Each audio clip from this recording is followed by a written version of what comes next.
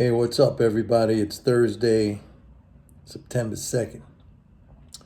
Today, I want to talk about a news item that I saw. It's one of these news items that pop up every now and then.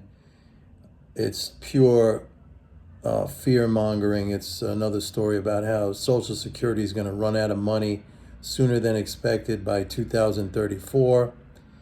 Again, let me just state that a currency issuing nation cannot run out of its currency.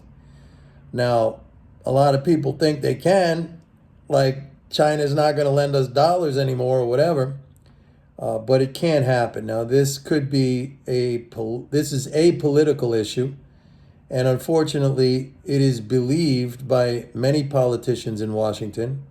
So, I think eventually we're going to see them come up with some kind of a quote unquote fix, which is going to be terrible because it'll either severely cut the amount of benefits, which right now they're not even that much. I mean, what most people getting, what, $1,000 a month, a little over $1,000 a month. I mean, you can't live on that. The program itself has been extremely successful in keeping millions of people out of poverty. But what I want to talk about is the fact that, first of all, there are no trust funds. It's not like Social Security, the money collected. And what is that money? That's the FICA, that's Social Security. Those are employment and withholding taxes that are taken out of working people's paychecks. That's the FICA, that's the Medicare, Medicaid. Those are the taxes every week or every month when you get your paycheck. Those are the taxes collected. Now, all of that money, all of that tax revenue goes into the Treasury's general account. That's the account from which all government spending occurs. All right, so the money collected, that FICA, the Social Security, that doesn't go into some special account. I mean, you could go to the daily Treasury statement and see this. And by the way, those taxes, that's 85% of all taxes collected by the federal government. That also, there's another just misleading thing that we hear all the time, like 50% of the people in this country don't pay taxes. That's not true. We have a workforce of 145, 148 million people currently employed, and those are payrolls. That's money that comes out of that goes into the Treasury general account. So everyone who's working and getting a paycheck. Now, some people might not pay personal income tax. That's different.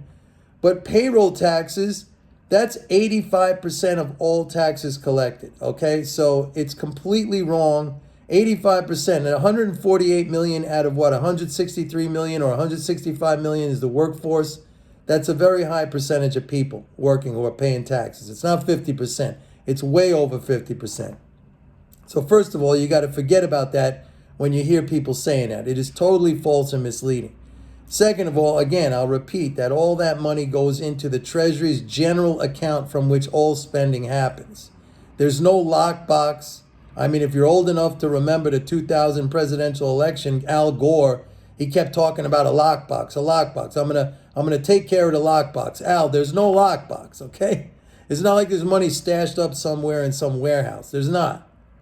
That money gets spent, and what happens is the Social Security so-called trust funds gets non-marketable government securities, basically just pieces of paper, IOUs. They're not traded like other government securities like treasuries. And they're redeemed, and the Treasury just makes the payments. As long as the checks go out, they're never going to bounce. The Fed is going to clear them. As long as the Fed receives instructions from the Treasury to make a direct deposit, it's going to be in somebody's bank account. It's not going to bounce. It's not ever not going to be there. Now, Congress could make it so it's not there. By the way, there's a clip online. I wanted to put it up here, but I don't have time, of Alan Greenspan. This is going back, I think it was in 2006, in a congressional testimony. He was asked by Congressman Paul Ryan. Remember him, Paul Ryan? Again, another one of these, we're out of money, we're out of money.